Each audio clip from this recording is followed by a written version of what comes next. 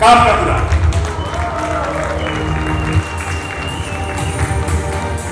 तथ्याङ्क र प्रमाणको आधारमा तपाईसँग गरेका बाचाको हिसाब किताब गर्नका लागि लिने नेताहरूको अन्तर्वार्ता र त्यस्तो कार्यक्रमको हामी सुरुवात गर्दैछौँ। सबैको घरमा पोर्के चल्ने च्यानलहरू टिभीहरू नहुन पनि सक्छ। यसलाई हजुरहरूले कसरी व्यवस्थापन गर्नुभएको छ?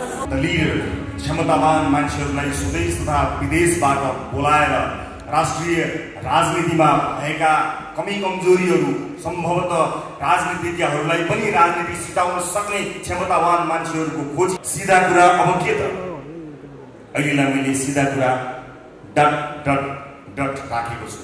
सम्माननीय प्रधानमन्त्री केपी शर्मा ओली हरेक हप्ता त्यो कार्यक्रममा जनताको मुद्दामा जवाब दिन उपस्थित भइदिनु भयो। त्यसरी शुभारम्भ भएको कार्यक्रम प्रधानमन्त्रीका लागि बनेको कार्यक्रम कुनै व्यक्तिका लागि बनेको थिएन। प्रधानमन्त्री परिवर्तन हुँदा पनि प्रधानमन्त्री जो आए तापनि जनताको मुद्दा समावेश होस् भनेर सुरु गरिएको कार्यक्रममा सरकार फेरिँदै गर्दा प्रधानमन्त्री फेरिँदै गर्दा त्यो कार्यक्रम बन्द त भएन।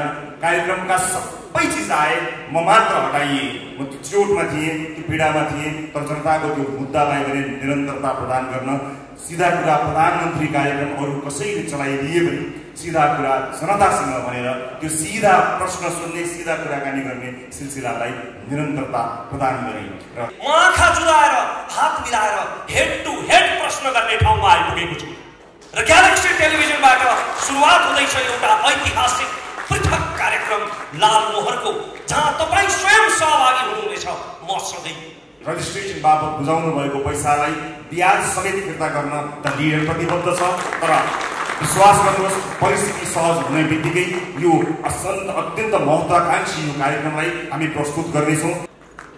मलाई मै जागिर दिन्छु, मलाई मै जागिर दिन्छु, मलाई मै तलब दिन्छु, मलाई मै जागिर दिन्छु, मलाई मै तलब दिन्छु, मलाई म हुनलाई चाहिने जति सब दिन्छु, हरेक दिन अलग दिन्छु, नपुगे ठाउँमा लग दिन्छु, आफैलाई खर्चेर कमाएको हुँ, म आफैमा खर्चेर सब दिन्छु। द लिडर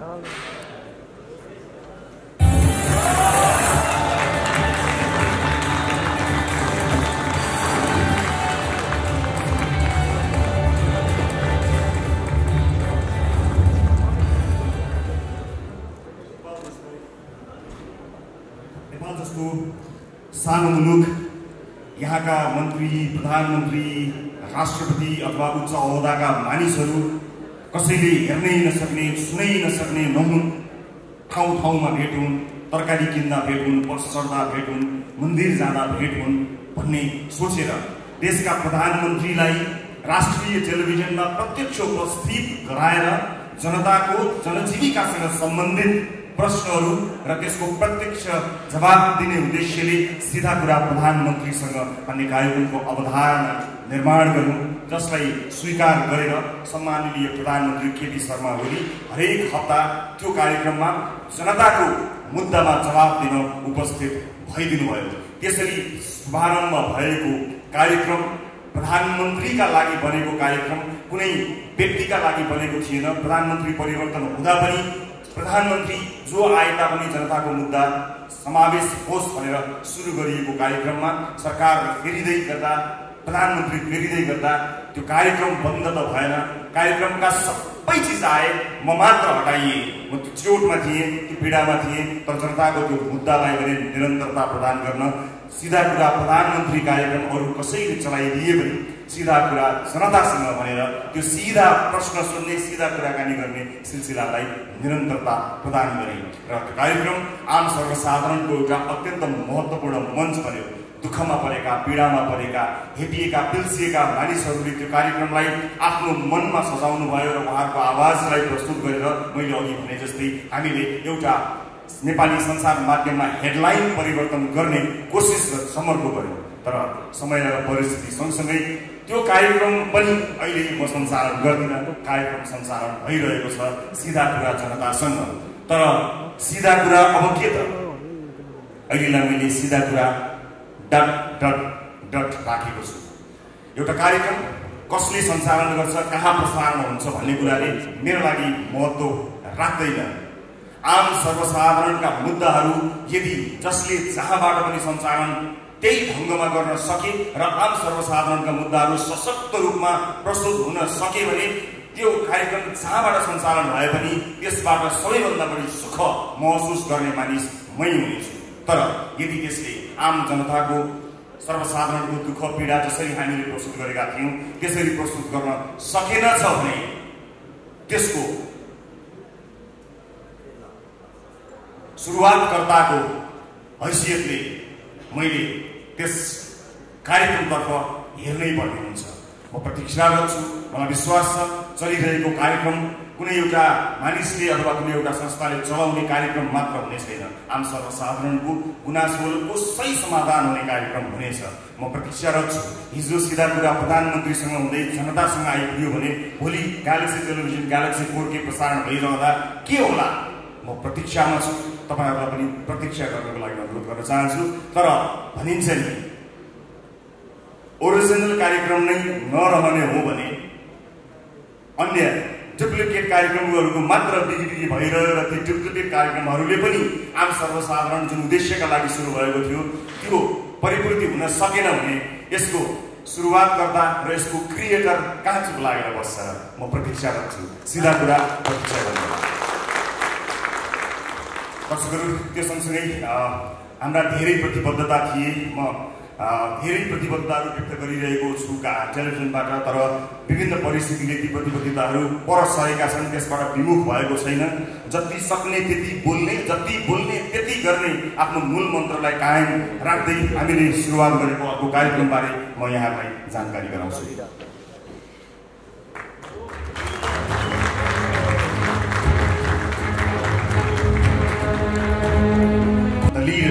क्षमतावान मान्छेहरूलाई स्वदेश तथा विदेशबाट बोलाएर राष्ट्रिय राजनीतिमा भएका कमी कमजोरीहरू सम्भवतः राजनीतिज्ञहरूलाई पनि राजनीति सिकाउन सक्ने क्षमतावान मान्छेहरूको खोजी गरेर लिडरहरूको खोजी गर्ने कार्यक्रमको उद्घोष गरेका थियौँ। अडिसनमा जानु 4 दिन अगाडि नै सबै बन्द भयो। कोरोना कहरमा देश गयो र हामीले त्यो कार्यक्रमको अडिसनलाई रोक्नु पर्यो। देश तथा विदेशमा रहेका समेतलाई अडिसनमा सहभागी गराएर कार्यक्रममा ल्याउने उद्देश्य भएको हुनाले यात्रा प्रतिबन्ध लगायतका कामहरूले यो कार्यक्रम सब अगाडि बढ्न सकेन। तर यसलाई हामीले थाती राखेका छौँ र हामीले बारम्बार सूचना पनि दिएका छौँ। बिचमा पनि हामीले सूचना गरेका थियौँ कि अब नयाँ वर्षसँगै यदि परिस्थिति सहज भएछ भने हामी अडिसनमा आउनेछौँ। त्यसका लागि स्वदेश तथा विदेशमा रहेका नेपालीहरूको सहभागिता अत्यन्त खाँचो पर्दछ र आज यो पनि भन्न चाहन्छु केही समयको प्रतीक्षा लिडरका लागि गर्नुपर्नेछ।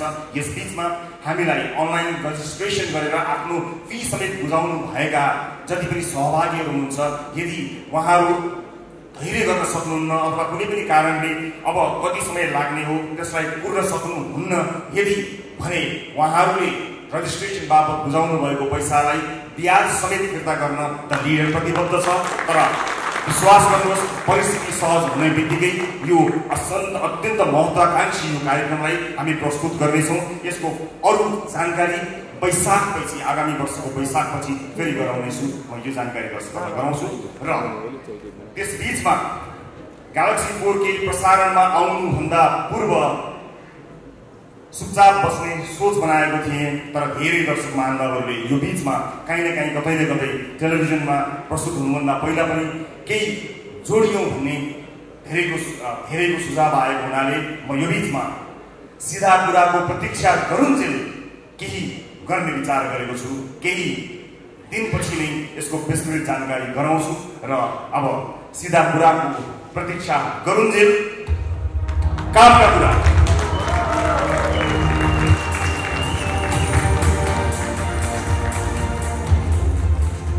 कामका कुराबारे एउटा अब श्रव्य दृश्य सामग्री तयार पारेको छु। म त्यसतर्फ यहाँको ध्यान आकर्षित गराउन चाहन्छु। त्यो श्रव्य दृश्यले सबै कुरा त बोल्दैन, कति बोल्दो रहेछ हेरौँ र सुनौँ, त्यसपछि थप्नुपर्ने कुराहरू थपेर प्रस्तुत गर्नेछु। सिधा कुराको प्रतीक्षा गरुन्जेल कामका कुरा, त्यसको श्रव्य दृश्य सामग्री प्रस्तुत गर्नको लागि अनुरोध गर्छु।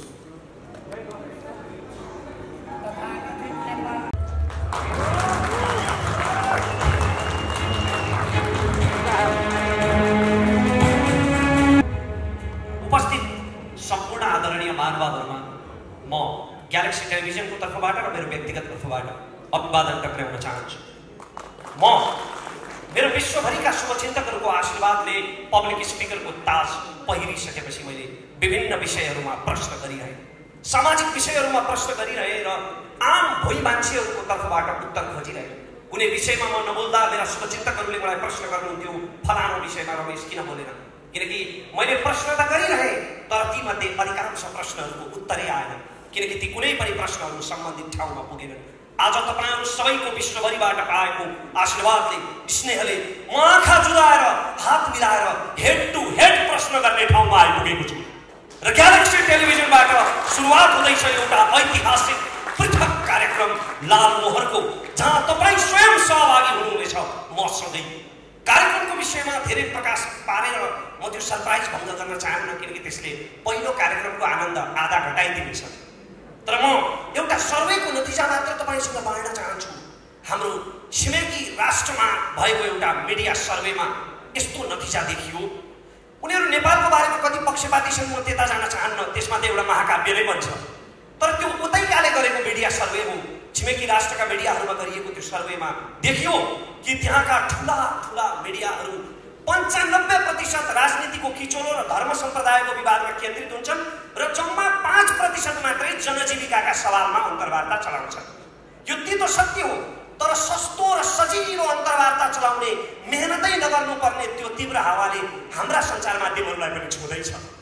आज नीतिको बहस हुनुपर्ने नेताका अन्तर्वार्ताहरू केवल राजनीतिक किचोलो र आपसी विवादहरूमा केन्द्रित हुन थालेका छन्। के राजनीतिक नेताहरूको अन्तर्वार्ता नै नलिने? लिने, अवश्य लिने, निसन्देह लिने, तर बारम्बार सुनेर कण्ठै भइसकेका चुनावी मन्तव्यहरू दोहोर्याएर तपाईँको समय बर्बाद गर्नका लागि होइन, तथ्य तथ्याङ्क र प्रमाणको आधारमा तपाईँसँग गरेका बाचाको हिसाब किताब गर्नका लागि लिने नेताहरूको अन्तर्वार्ता र त्यस्तो कार्यक्रमको हामी सुरुवात गर्दैछौँ। निष्पक्ष भएर, इमानदार भएर, चर्चाको शौखिन भएर होइन, सस्तो टिआरपी खोजेर होइन, समाजप्रति साँच्चीकै जिम्मेवार भएर, कसैलाई पूर्वाग्रहले खुइल्याउनका निम्ति होइन, समस्याका समाधानहरू पहिल्याउनका निम्ति। नेपाली राजनीतिमा अहिले मिडियामा समेत कित्ताकाट गर्न थालिसके कतिपयले, फलानु मिडिया राजनीतिमा फलानु लाइनको, फलानु मिडिया फलानु लाइनको। But I would like to say यो फलानु लाइन, यो फलानु line, but in Galaxy Television there is no line.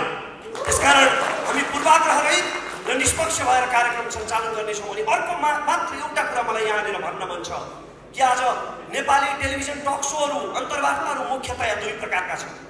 एक प्रकारका अन्तर्वार्ताहरू केवल सामाजिक सञ्जालका मसाला बनिरहेका छन्।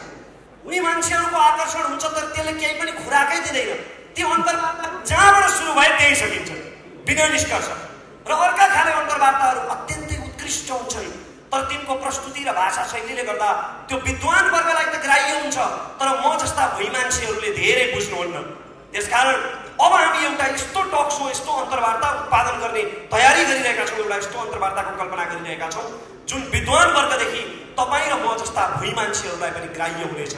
त्यसकारण हाम्रो कार्यक्रममा सँगसँगै सहभागिता जनाएर यहाँहरूले आफ्ना सुझावहरू, उत्प्रेरणाहरू दिनु नै हुनेछ। तपाईका सुझाव, उत्प्रेरणा र स्वस्थ आलोचनाहरू हाम्रा लागि अमूल्य आशीर्वाद हुनेछन्। जय देश, धन्यवाद।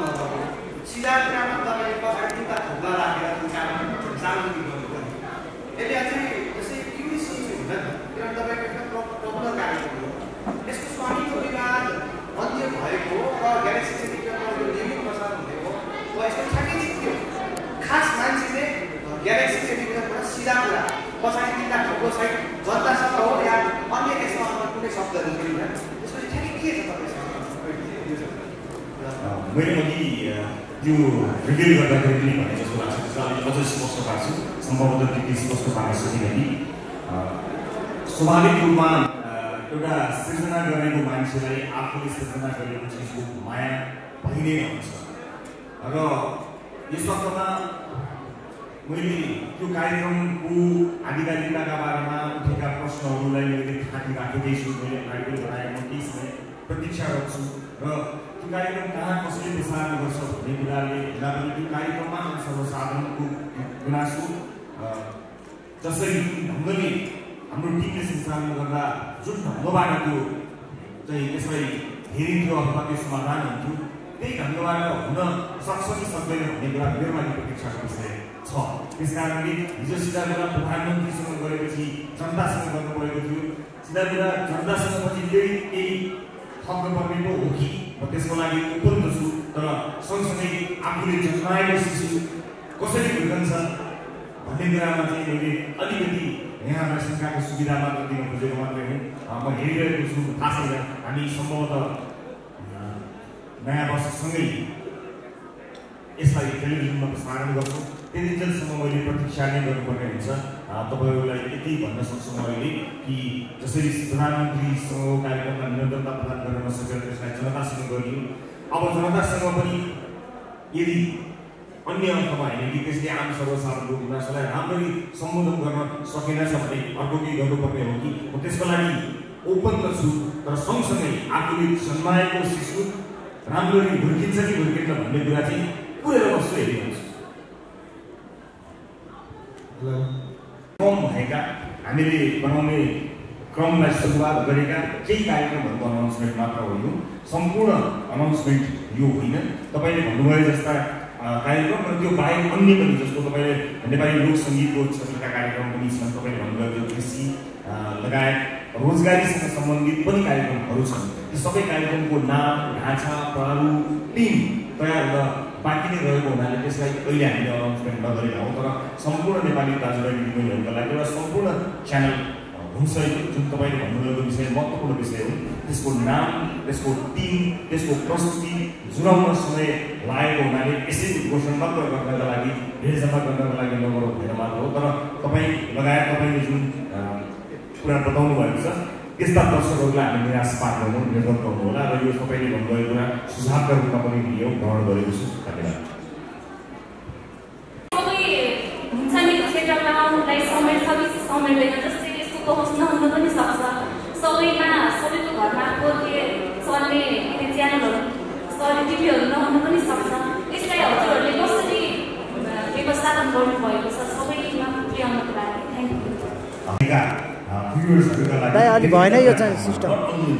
अन्य विभिन्न प्लेटफर्महरूमा पनि हेर्न सकिने हो, जसको 4K नआउने भएको हकमा HD र SD सम्मको प्रसारण हुन्छ। त्यस कारणले अन्य विभिन्न अन्य प्लेटफर्महरू जुन आइरहेका छन् ती प्लेटफर्महरू समेत जोड्दाखेरि कोही पनि दर्शकहरूले यो टेक्नोलोजीको वृद्धिका कारणले हेर्न नपाउने वातावरण हुँदैन। हामी त्यसमा एकदमै सचेत छौँ। सबैले हेर्न सक्ने सबैको पहुँचमा पुर्याउन सक्छौँ भन्ने कुरामा हामी विश्वस्त छौँ। हामी सबैका लागि उपलब्ध गराउँछौँ, HD भर्सनमा या SD भर्सनमा र अन्य कुनै पनि टेक्निकल भर्सनहरूमा यसलाई हामी उपलब्ध गराउँछौँ।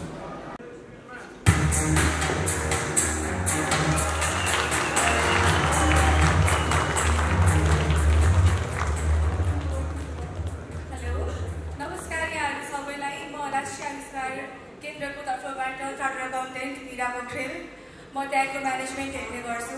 नेपालको म धेरै के पनि नभनिकन एउटा सानो स्ट्याटिस्टिक्स राख्न चाहन्छु। यहाँहरूको अगाडि राष्ट्रिय आविष्कार केन्द्र जस्तो रिसर्च इन्स्टिच्युट किन चाहिन्छ भन्ने बारेमा नेपालको इम्पोर्ट एक्सपोर्ट रेसियो हेर्नुहुन्छ भने 93:7 छ है।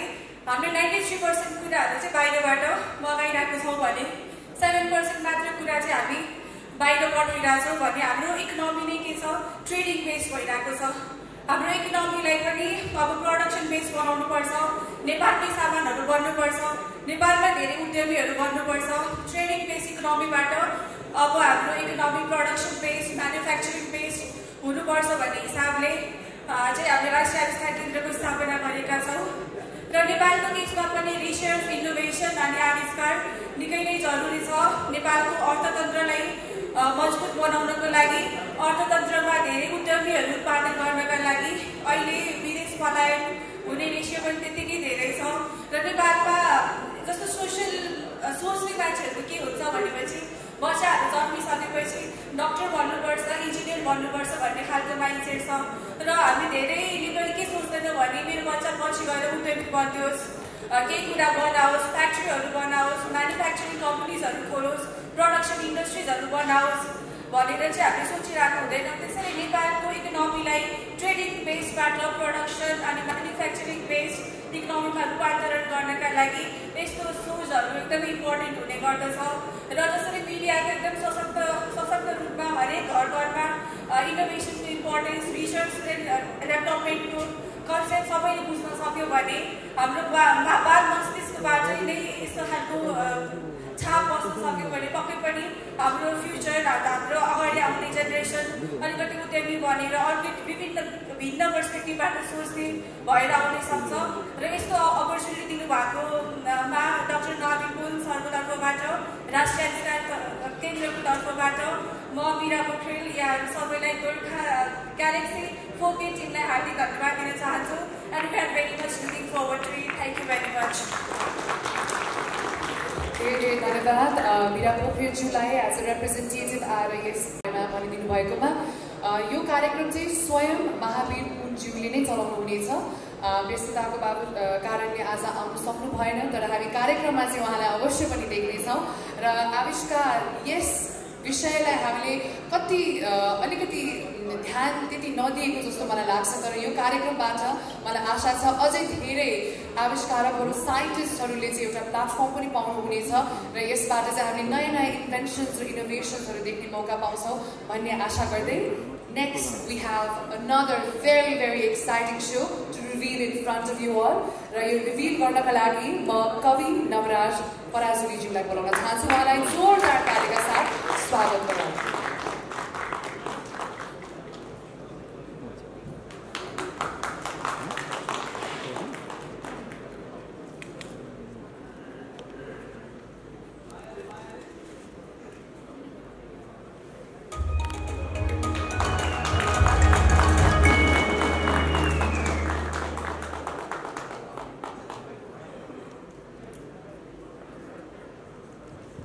सबैजनालाई नमस्कार तपाईँले यदि राम्ररी हेरिरहनु भएको छ त्यहाँबाट यसैले 2 लाइन उहाँहरूलाई डेडिकेट गरेर सुरु गर्न मन लाग्यो यसको बारेमा केही भन्नलाई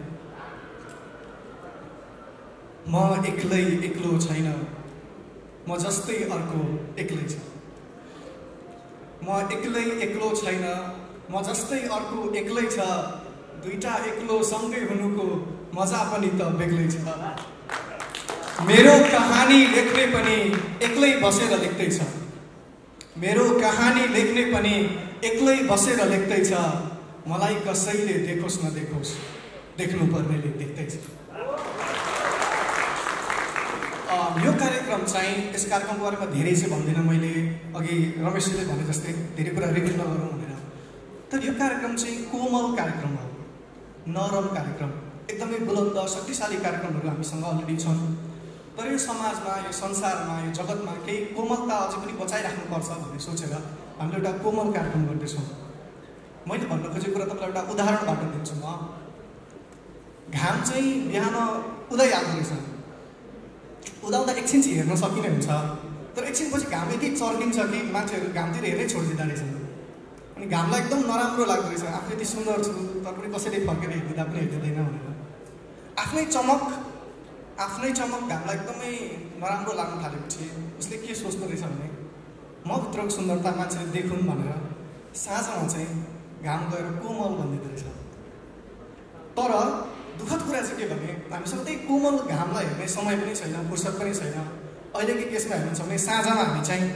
घाम अस्ताउने समयमा घाम कोमल भएको बेला घामलाई हेर्न छोडेर बरु घामसँग सम्बन्धित चिन्हहरूको बारेमा कुरा गर्दै हिँडिरहेका छौँ त्यस्तो अवस्थामा हामीले अलिकति भए पनि मान्छेमा कोमलता बचाइराख्नुपर्छ भनेर चाहिँ यो कार्यक्रम सुरु गर्न लागेको हौँ यो कार्यक्रम र ग्यालेक्सी टेलिभिजनको दुईटैको एउटा मोटो चाहिँ सिमिलर छ त्यो भनेको एउटै शब्दमा भन्यो भने रूपान्तरण अघि पनि साथीले भन्दै हुन्थ्यो त्यसको एउटा इक्जाम्पल दिन्छु म यसको लागि चाहिँ मैले किनभने यो चाहिँ आर्टसँग कलासँग सम्बन्धित भएको भएर मैले यसको उदाहरण पनि काव्यबाट लिनुपर्ने हुन्छ हिन्दीमा एउटा कमिक फिल्म बनेको थियो तपाईँले हेर्नु भएको छ होला त्यसको एउटा टाइटल ट्र्याकमा चाहिँ गुलजारले लेख्नु भएको छ जिसका भी चेहरा छिला अंदर से और निकला जिसका भी चेहरा छिला अंदर से और निकला मासूम सा कबूतर नाचा तो मोर निकला हामीले चाहेको पनि न्युजमा होस् एन्टरटेनमेन्टमा होस् आर्टमा होस् त्यो आर्टको न्युजको एन्टरटेनमेन्टको जुन कबुतर छ त्यसलाई हामी ग्यालेक्सी टेलिभिजनको मार्फतबाट यसरी नचाहौँ कि मोरमा परिणत होस् मयुरमा परिणत होस् हामीले यसमा त्यही नै गर्न लागेका छौँ र अरू धेरै भन्दिनँ।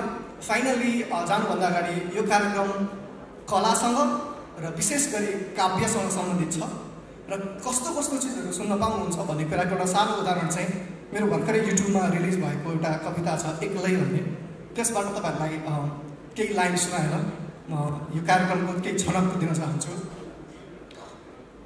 म पुग्ने टुप्पो मै हुँ, गाडिने झन्डा मै हुँ।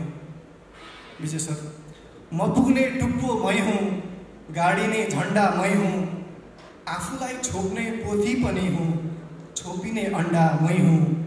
एकैछिन आउनेलाई किन दिनु मैले मेरो सुख दुःखको चाबी, एकैछिन आउनेलाई किन दिनु मैले मेरो सुख दुःखको चाबी, मेरो 24 घण्टाको साथी भनेको 24 घण्टा मै हुँ। मलाई मै जागिर दिन्छु, मलाई मै जागिर दिन्छु, मलाई मै तलब दिन्छु, मलाई मै जागिर दिन्छु, मलाई मै तलब दिन्छु, मलाई म हुनलाई चाहिने जति सब दिन्छु, हरेक दिन अलग दिन्छु, नपुग्या ठाउँमा लग दिन्छु, आफैलाई खर्चेर कमाएको हुँ, म आफैमा खर्चेर सब दिन्छु। धन्यवाद।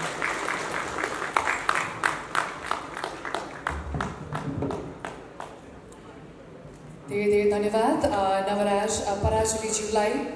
अघि भर्खरै मात्रै हामीले such amazing panelists as the guests and of course during the entire show. Indiraji, please. Thank you Suveksha. उपस्थित सम्पूर्णमा एकदमै हृदयदेखि नै नमस्कार भन्न चाहन्छु। अलिकति रियालिटी सोको आफै एउटा पार्टिसिपेन्टबाट स्टार्ट गरेर अनि एज अ जज पनि केही अनुभव बटिसके पछाडि सारेगामा लिएर आउँदैछौँ हामी। मलाई लाग्छ संसारमा 3टा चिज नमन पराउने कोही पनि छैन, एउटा फुल, अर्को बालबालिका र अर्को गीत सङ्गीत। सो फुल जस्तो बच्चाहरूले गाएको गीतहरू सायद सबैले मन पराउनुहुन्छ होला, मैले आश गरेको छु। Thank you.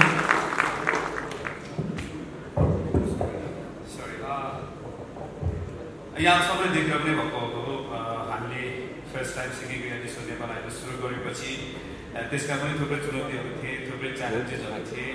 तर यो 3 सिजन सक्दाखेरिको एउटा बाटो के भयो भने जसलाई हामीले जो त्यहाँ पार्टिसिपेट हुन आउनुभयो, जो त्यहाँ गाउनु भयो, उहाँहरू सबैजना हाम्रो साथीहरू हुनुभएको मतलब हामीसँगै टुर गर्नुहुन्छ, हामीसँगै गाउनुहुन्छ, हाम्रो गीतहरू गाउनुहुन्छ, अथवा कतिजना त हामीभन्दा निकै धेरै पपुलर हुनुहुन्छ, निकै धेरै व्यस्त हुनुहुन्छ। र अब हाम्रो साथी हुने पालो भएको छ यो जेनेरेसनसँग, त्यसको लागि हामी एक्साइटेड छौँ।